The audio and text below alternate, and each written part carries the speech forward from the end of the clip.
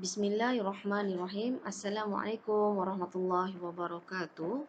Untuk hari ini, kita teruskan sesi pembelajaran kita untuk mata pelajaran Sirah tahun 4. Pelajaran 2, Pembangunan Negara Islam.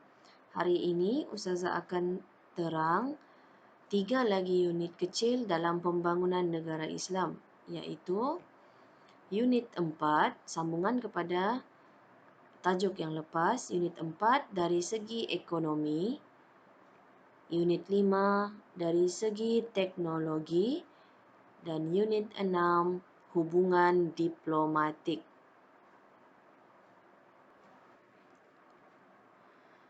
Ustazah mula dengan Unit 4 dari segi ekonomi. Pada zaman jahiliyah, ekonomi masyarakat Arab dikuasai oleh orang Yahudi yang mana mereka mengamalkan penindasan seperti riba dan penipuan. Orang Yahudi mengamalkan penipuan ukuran, sukatan dan timbangan dalam urusan perdagangan. Dan kehidupan mereka dalam bidang ekonomi ini, semasa menjalankan kegiatan ekonomi ini penuh dengan kejahilian dan kesesatan.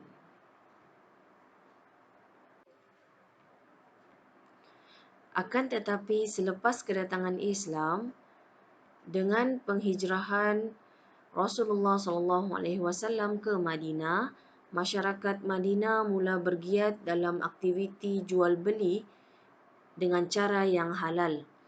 Rasulullah SAW telah mendirikan sebuah pasar berhampiran dengan pasar yang dimiliki oleh orang Yahudi. Itu untuk tujuan untuk mempamerkan keindahan sistem jual beli Islam berbanding dengan sistem jual beli yang diamalkan oleh orang-orang Yahudi. Sistem ekonomi Islam ini terbukti bersih daripada penipuan, riba, kezaliman dan penindasan. Itu adalah tujuan Rasulullah SAW membina pasar berhampiran atau berdekatan sahaja dengan pasar orang Yahudi. Unit 5 dari segi teknologi.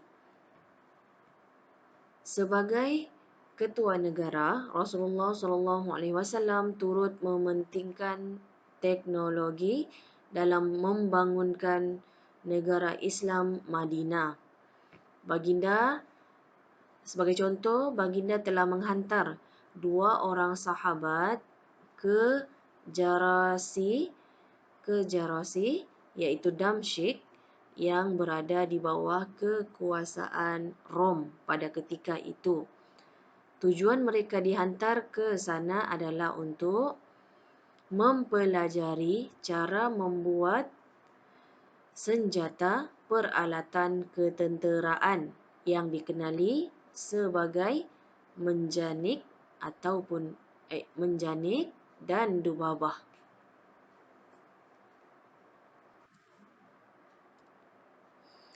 Dalam unit 6, hubungan diplomatik, Ustazah akan terang bagaimana Rasulullah SAW membangunkan sebuah negara Islam dengan mengadakan hubungan diplomatik.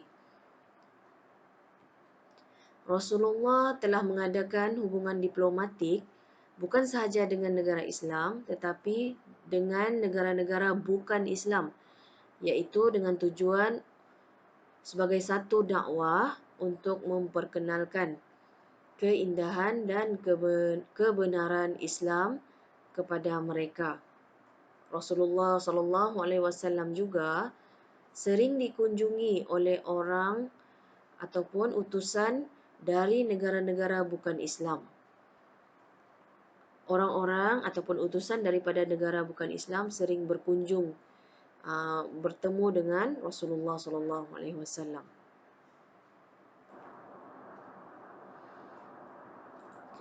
Dalam masa yang sama, baginda juga menghantar utusan ke negara-negara bukan Islam. Antaranya adalah pembawa utusan Amru bin Umayyah Ad-Dhamiri telah berjumpa dengan Raja An-Najasyi, iaitu pemerintah Habsyah pada akhir tahun ke-6 Hijrah. Dan Najasyi menerima utusan Rasulullah SAW dengan baik dan akhirnya memeluk Islam. Itu adalah hasil pertemuan utusan Rasulullah dengan pemerintah Habsyah, dan akhirnya pemerintah Habsyah memeluk Islam. Dan yang kedua adalah Sulaizu bin Amru Al-Amiri. Itu adalah utusan Rasulullah telah membawa surat bertemu dengan Huzah bin Ali, iaitu pemerintah Yamamah. Dan beliau menerima dengan baik. Pemerintah Yamamah ini, negara Yamamah menerima dengan baik, tetapi telah meninggal dunia sebelum sempat memeluk Islam.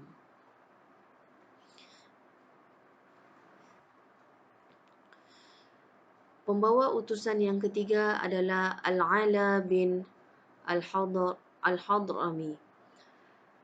Beliau telah membawa surat yang ditulis oleh Rasulullah SAW kepada Al-Muzir bin Sawi, iaitu daripada negara Bahrain.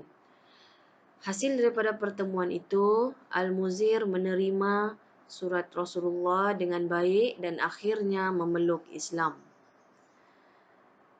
Dan yang keempat adalah pembawa utusan Syuja' bin Wahab, iaitu membawa surat daripada Rasulullah SAW menemui Al-Haris bin Abi Syamaru dari gubernur, iaitu gubernur Damsyik.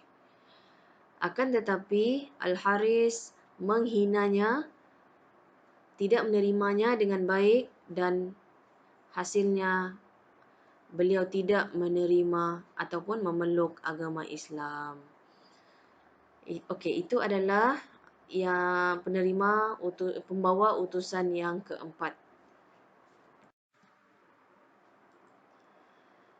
Pembawa utusan yang kelima adalah Hatib bin Abi Balta'ah, berjumpa dengan pemerintah Juraij bin Matta, iaitu pemerintah negara Mesir dan Iskandariyah.